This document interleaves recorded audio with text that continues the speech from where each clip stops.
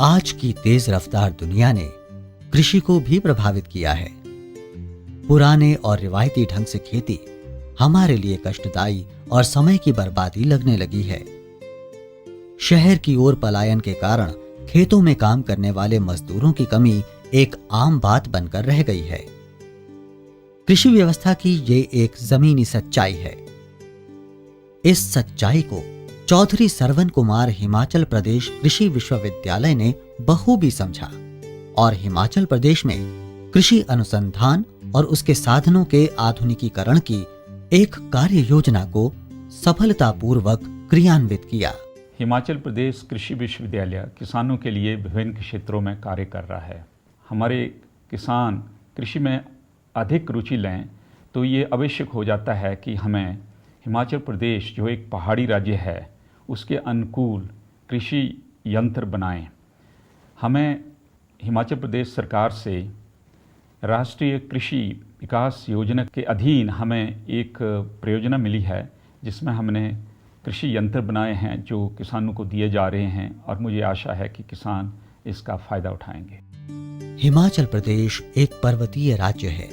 इसके बावजूद हजारों हेक्टेयर भूमि पर शुद्ध रूप से कृषि की जाती है। पुरुषों के अलावा बड़ी संख्या में महिलाएं भी खेतों में काम करती हैं। यहां सीढ़ीनुमा खेत दिखाई देते हैं। इस कारण असमतल भूमि पर खेती करना एक चुनौतीपूर्ण काम है। कई विपरीत परिस्थितियों में भी यहां के किसानों को काम करना पड़ता है। यदि पर्वतीय खेती में आधुनिकीकरण या मशीनीकरण को महत्व नहीं दिया गया तो यहां के युवा किसान मजबूर होकर खेती को छोड़ देंगे, जिससे प्रदेश की समस्या दिन प्रतिदिन बढ़ती जाएगी। इस तरह के सभी बुनियादी तथ्यों पर शोध और अध्ययन के बाद ही आधुनिक कृषि यंत्रों को विकसित किया गया है। ये विभाग जो है रिसर्च जो R&D रिसर्च एंड डेवलपमेंट शोध एवं विकास के लिए सतत प्रयास कर रहा है, जिसमें बहुत से यंत्र मनुष्यों द्वारा, जानवरों द्वारा या यांत्रिक शक्ति द्वारा विकास किए गए हैं, विकसित किए गए हैं और उन यंत्रों को चलाने के लिए यहाँ पर प्रशिक्षण भी दिया जाता है। एक 3 दिन का या 1 हफ्ते का, इवन 15 दिन का हम प्रशिक्षण देते हैं। चौधरी सरवन कुमार हिमाचल प्रदेश कृषि विश्वविद्यालय अभियांत्रिकी विभाग के द्वारा विकसित किए गए आधुनिक कृषि यंत्रों की एक लंबी फहरिस्त मौजूद है। Power tiller. पर्वतीय क्षेत्रों में खेती के लिए पावर टिलर काफी उपयोगी सिद्ध हुआ है। महिलाएं भी इसे चला सकती हैं। इस कृषि विश्वविद्यालय के तत्वावधान में पावर टिलर को पूर्ण रूप से परीक्षण कर किसानों को रिकमेंड भी किया गया है, जिसका इस्तेमाल किसान अपने खेतों में और किराए पर चलाकर अधिक धन अर्जित करने के लिए कर रहा है। ये जो हमने यूनिवर्सिटी में पावर टिलर देखा 13 हॉर्स पावर का, इसके बहुत से फायदे हैं। जैसे इसके साथ जो है हम एक तो आदमी के काम करने का तरीका बदल जाएगा, दूसरा इसमें आदमी कम लगेंगे और इसके साथ बिजाई, गुड़ाई जो भी करना चाहे हम किसान जो वो कर सकता है इससे, और बहुत ही आसान तरीका है। इसके साथ हम अगर खेत के अंदर पानी है तो उसको भी हम लिफ्ट करके बाहर फेंक सकते हैं। दोहरा हल। इस हल का नाम रिवर्सिबल प्लाउ यानी दोहरा हल है। ये पावर टिलर के साथ चलता है। इसकी सबसे बड़ी विशेषता ये है कि ये दोनों ओर मतलब दाएं और बाएं मिट्टी को पलटता है और मिट्टी के ढलाव को परिवर्तित करने का काम पूरी सक्षमता के साथ करता है। खेतों में मौजूद खरपतवार और कीड़े मकोड़ों को भी पूरी तरह नष्ट कर देता है। इसमें हिचिंग सिस्टम भी लगा होता है।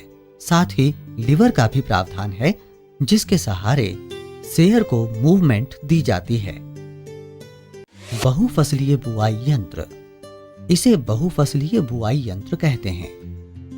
पावर टिलर की मदद से इसका प्रयोग खेतों में किया जाता है। इसमें 6 बॉक्स मौजूद हैं, जिनमें बीज और खाद डाले जाते हैं। ये 3 पंक्तियों में एक साथ काम करता है। हिचिंग सिस्टम के साथ पावर टिलर को जोड़ा जाता है। ग्राउंड व्हील के द्वारा मूवमेंट होती है। चेन और स्प्रॉकेट मौजूद हैं, जिनके द्वारा रोलर को गति मिलती है। लीवर खाद की मात्रा को निश्चित करता है। फ्लोर ओपनर के माध्यम से बीज और खाद खेत में गिरते हैं। आलू बुआई यंत्र। आलू की बुआई के लिए इस यंत्र को विकसित किया गया है। आलू, खाद और मेड़ तैयार करने के लिए इसका प्रयोग किया जाता है। इसे सेमी ऑटोमेटिक पोटैटो प्लांटर भी कहा जाता है। इसमें हीच सिस्टम के साथ पावर टिलर और पोटैटो प्लांटर को जोड़ते हैं। रोटेटिंग रिंग की मदद से आलू डाला जाता है। ये घूमकर आलू को जमीन पर गिराता है। इसमें आलू रखने के लिए बॉक्स भी लगाया गया है। इसमें फर्टिलाइजर बॉक्स भी मौजूद है। सबसे पहले फर्टिलाइजर फरो ओपनर में पहुंचता है। यंत्र के नीचे रिजर लगाया गया है। रिजर मेड़ बनाता है जिसमें चेन और स्प्रॉकेट होते हैं, जो रोलर रिंग के घुमाने में मदद करते हैं।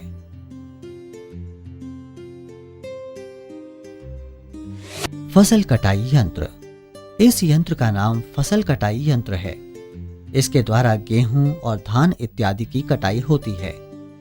1.2 मीटर का कटर वार लगा होता है, जो फसलों को पंक्ति में गिराता है। इसमें पुली गियर बॉक्स कन्वेयर बेल्ट मौजूद है।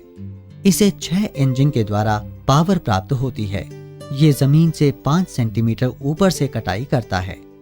इसमें 1 घंटे में 1 लीटर डीजल की जरूरत पड़ती है और 1 घंटे के अंदर 3 से 4 कनाल फसल की कटाई हो सकती है।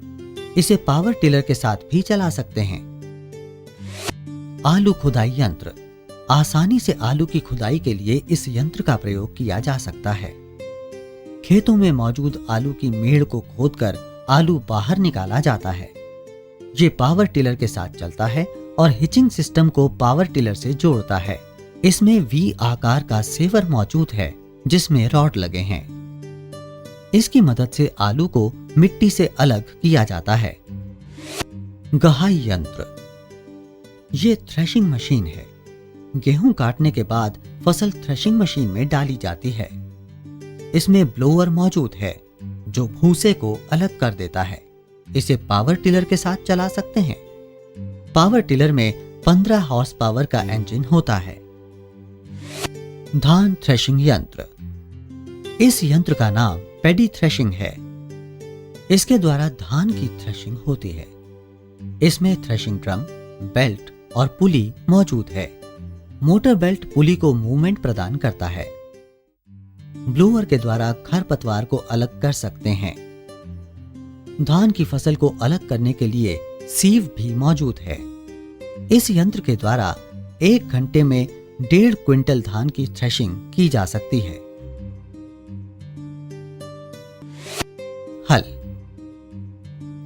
इस हल को मिट्टी पलट हल भी कहते हैं। ये बैलों के द्वारा खेतों में चलाया जाता है।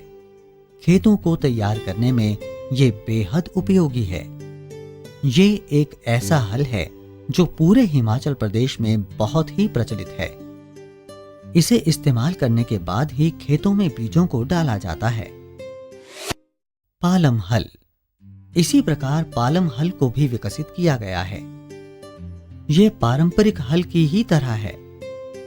इसे इस्तेमाल करने से खेतों में ढेले कम से कम बनते हैं। इस हल की यही सबसे बड़ी विशेषता है। इस हल में लोहे का फाल अलग से त्रिकोणीय प्लेट पर नट बोल्ट की मदद से लगाया गया है। फाल के घिसने पर इसको आगे बढ़ाकर अधिक समय तक प्रयोग किया जा सकता है। रिजर। रिज बनाने के लिए इसका प्रयोग किया जाता है। बहुफसलीय बीजाई यंत्र। इस यंत्र का नाम बहुफसलीय बीजाई यंत्र है। इसके द्वारा अलग अलग प्रकार के बीज और खाद डालने का प्रबंध किया गया है। ये यंत्र बीज और खाद को संचालित करता है। चेन के द्वारा रोटर की मूवमेंट से बीज और खाद सही मात्रा में खेतों में गिरते हैं। जो कृषि यंत्र हैं उनकी टेस्टिंग करते हैं, उनके फाइनल करते हैं और उसके बाद फिर ये जो इम्प्लीमेंट है इनको कमर्शलाइजेशन करने के लिए हम बाहर भेजते हैं। जैसे हम स्टेट गवर्नमेंट में भेज सकते हैं या दूसरी और भी कंपनियां वहाँ हम इनको भेज सकते हैं। बुआई यंत्र, इसे बीज बुआई यंत्र भी कहते हैं। इसके द्वारा खेतों में बीज डालने का काम पूरा किया जाता है। इसमें 2 बॉक्स मौजूद होते हैं। बीज और फर्टिलाइजर की सही मात्रा दोनों बॉक्सेस में डाली जाती है। इसे चलाने के लिए एक आदमी पीछे हैंडल को पकड़ता है और दूसरा आगे से खींचता है। इसमें एक लीवर लगा होता है जो बीज की मात्रा को निश्चित करता है। पाइप के रास्ते बीज ओपनर में पहुंचता है। धान रोपाई यंत्र, पैडी ट्रांसप्लांट मतलब धान रोपाई यंत्र। इसके द्वारा धान की रोपाई का काम व्यवस्थित ढंग से पूरा किया जाता है। इस यंत्र के द्वारा एक समय में 6 पौधों की रोपाई की जा सकती है। इस यंत्र में 6 रोलर लगे हैं। इसके अलावा लकड़ी के 2 फ्लोट होते हैं जो पानी में तैरते रहते हैं। इसे हैंडल के द्वारा खेतों में चलाया जाता है।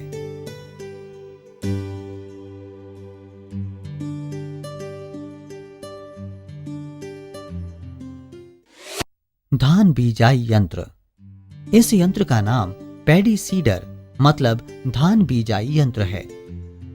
धान के थोड़े अंकुरित बीजों को खेतों में डालने के लिए इसका इस्तेमाल किया जाता है।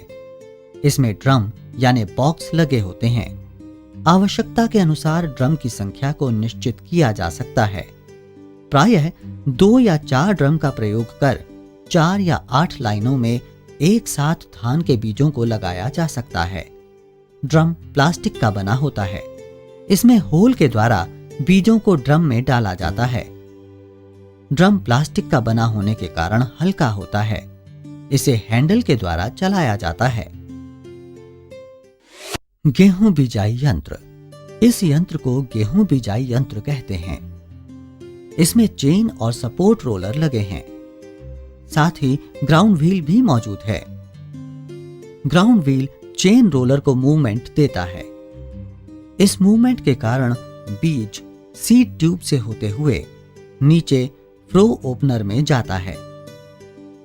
इस प्रकार निश्चित गहराई और निश्चित बीज खेतों में गिरता है। इसे हैंडल के द्वारा चलाया जाता है। ड्राइविंग व्हील यंत्र को ताकत प्रदान करता है। लहसुन बीजाई यंत्र, लहसुन बीजाई के लिए इस यंत्र को विकसित किया गया है। बीज डालने के लिए कप मौजूद हैं। इसमें हैंडल के साथ लगे यंत्र में लहसुन के अलावा दूसरे बीज भी लगाए जा सकते हैं।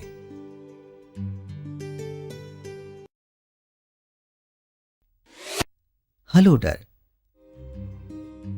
हलोडर खेतों में हलोड करने के लिए उपयुक्त यंत्र है। जब धान की फसल 20 से 30 दिनों की हो जाती है तब घास और खरपतवार आ जाते हैं। इस कारण हलोड करना जरूरी होता है। इसे बैलों के द्वारा खेतों में चलाया जाता है। यह पालम हल का छोटा रूप है। इसका वजन बहुत कम होता है। इसे हैंडल के द्वारा भी चलाया जा सकता है। व्हील हो या गुड़ाई यंत्र, इस यंत्र का नाम गुड़ाई यंत्र है। खेतों में निराई गुड़ाई में इसका प्रयोग किया जाता है। इसमें 3 फोर्क लगे होते हैं। इसके द्वारा सोयाबीन या मक्का की फसल की गुड़ाई होती है। अभी जो हमने यहाँ पर मशीनें देखी, जैसे बिजाई की मशीन है, कणक बिजाई की मशीन है, मक्की की बिजाई की मशीन है, फिर कटाई की मशीन है, तो उनसे हमें काफ़ी का उत्साहित हुए। हमारा हौसला बढ़ा कि हम खेती कर सकते हैं बड़े आराम से और कम कीमत में। कोनो बीडर, इस यंत्र को कोनो बीडर कहते हैं। इसके द्वारा धान के खेत में गुड़ाई का काम किया जाता है। इसमें एक हैंडल मौजूद है। इस हैंडल की मदद से इसे खेत में चलाया जाता है। इस यंत्र में 2 कोन लगे होते हैं। ये कोन मिट्टी में घूमते हैं, जिसके कारण मिट्टी में मौजूद घास की मिक्सिंग हो जाती है। यंत्र के अगले भाग में लगा हुआ फ्लोट पानी में चलने में मदद करता है, जिसके कारण इसे चलाना बहुत ही आसान है। दांतेदार हंसिया। ये दांतेदार हंसिया है। इसमें दांत मौजूद हैं। इसे बार बार तेज या साफ करने की जरूरत नहीं पड़ती। इससे ग्रिप भी अच्छी बनती है और फसल की कटाई 10% ज्यादा और बेहतर ढंग से हो सकती है।